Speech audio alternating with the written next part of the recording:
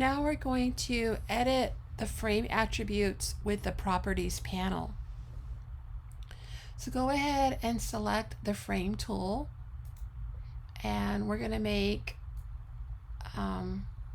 in between the gray little squares and the big rectangle gray a mark. We're going to make a rectangle, and we're going to input the following attributes according to our book.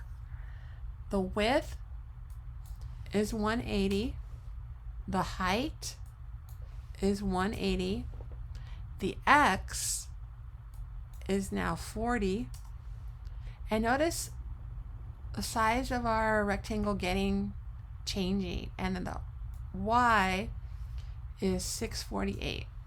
Now our frame tool is exactly the same size as our first square on the second row.